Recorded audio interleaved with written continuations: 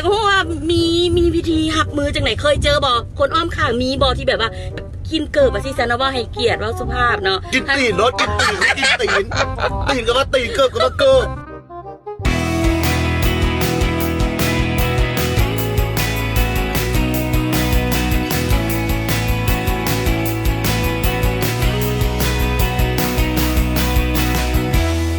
เฮ้หา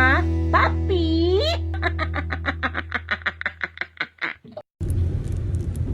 จะเอ๋ มาจากถุงเป๊ปซี่เนาะหอยต้นเต้นอยู่ข้างรถมื้อนี้เนาะมื้อนี้ป้าปีสิมาสวบมาเว้าเกี่ยวกับประเด็นใดประเด็นหนึ่งที่ว่ามันยังเป็นปัญหาอยู่ในสังคมบ้านเอาหลายเลยปัญหานี่มันรุนแรงหลายเนาะถ้าแก้บ่ตกเขาก็จะมีแบบว่าเขาจะเอื้อนอะไรอย่างก็กูรูสิว่าผู้ฮู้สิว่าจะมาซอยแก้ไขปัญหาตัวนี้เพื่อจะมีคำแนะนำแนวใดเนาะเกี่ยวกับเรื่อง สิมีวิธีหับมือแนวใดกับคนที่มีกินเกิบอุ้ยสิเว้าตีนกระดาอายเอ้าเว้าไปละ อันนั้นมาเฮามาเจอกระเพิ่นกันดีกว่ากับนี่เลยเนาะทานผู้ฮู้ของเขาชวบตกใจป้าเอ้ย เอ้าจากว่ามีวิธีหับมือจากไหนเคยเจอบ่คนอ้อมข้างมีบ่ที่แบบว่ากินเกิดมาสิซะนะว่าให้เกียรติว่าสุภาพเนาะกินตีนรถกินตีนกินตีนตีนก็ว่าตีนเกิบก็ว่าเกิบกินเกิดกับแบบนึงเนาะมาสิบากระดากินตีนว่าสิซะแบบใส่เกิบเข้ามาแล้วก็เกิบอัพแล้วก็มาติดอยู่ตีนอยู่ปดเกิบแล้วก็ยังมาติดอยู่ตีนอยู่แล้วปัญหานี้นะขอเล่าเด้อเป็นยังไงเนี่ยทุกคนบ่มักยอมครับ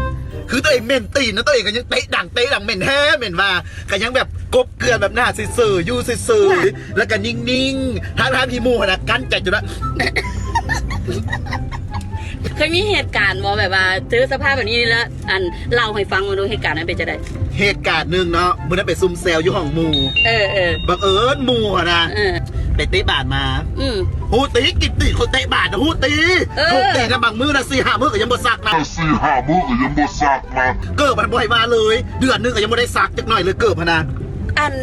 ฟังแต่ว่าไปเตะบาสมานี่ก็ท่าลึกแล้วเนาะสำหรับความรู้สึกของเฮาเนาะป้าปีเนาะ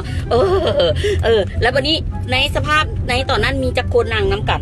มีหมู่หลายๆคนในห้องนี้เป็นห้องเศร้าเป็นบ่แม่นแล้วห้องเศร้าห้องแถวแบบว่าเนาะหลังจากซุ่มแซวแบบซุ่มแซวม่วนหัวเฮฮาปาร์ตี้ไปแล้วบังเอิญบักหนึ่งมาแล้วสิซะมาแล้วปุ๊บจอดรถมันเป็นเจ้าของห้องบ่อยากเว้าหลายมันเป็นเจ้าของห้องเลยเนาะ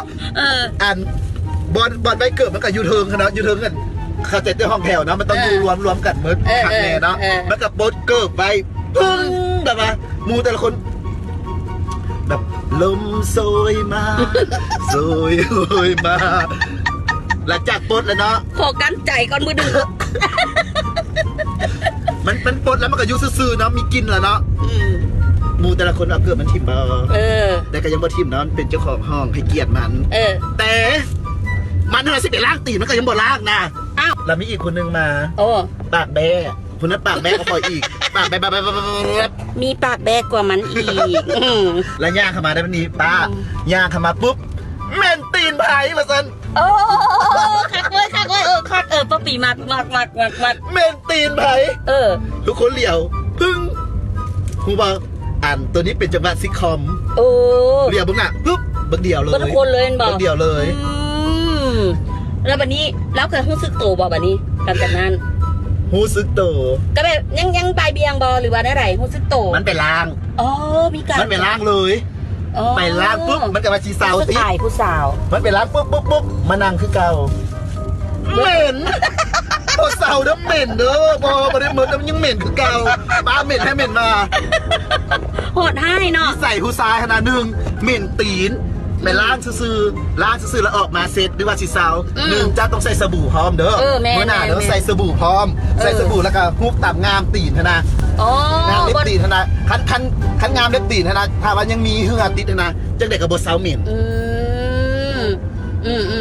อันนี้เป็นวิธีนะครับมือกับผู้ที่ว่าตีนเหม็นเป็นบ่นี่แมนแต่ถ้าสมมติเราบนเรื่องกันปันใดกล้าบอกก็จะบอกอันกระซิบแบบว่าเราทำอ้อมซะ สิว่าตรงๆกับโบได้ กินอย่างแปลกๆสิบ่าหรือจังไหน ก็คือมีกินมันเป็นอย่างว่ากินเอียงว่าสูบ สู้นั่งรถไปน้ำกันนี่เขาจะโอ้โอ้ตายได้อึดอัดได้ นั่งรถเปิดแอร์เจ้าคิดไหมแล้วมีกินตี ฮันเล็กกันยังว่าโบได้เนาะแบบนี้เนาะเขาสิพิสูจน์ได้จังไหนวะมันบ่มีเครื่องวัดเทศได้ แต่ว่าฮู้บ่ทั้งมืดทั้งมวลนี่นะบักนั้นเป็นไผ่ แม่นไผ่ ค่อยเอง เอาไหมรีวิวเอาไหมเอาไหม สองสามเอาใหม่เนาะ ผู้ดังแม่นไผ่ ค่อยเอง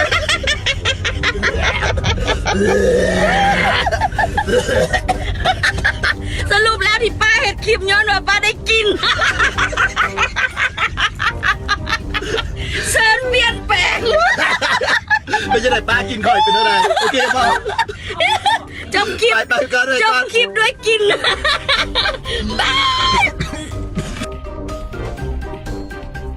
อย่าลืมกดไลค์กดแชร์เป็นกำลังใจให้ป้าปีแด้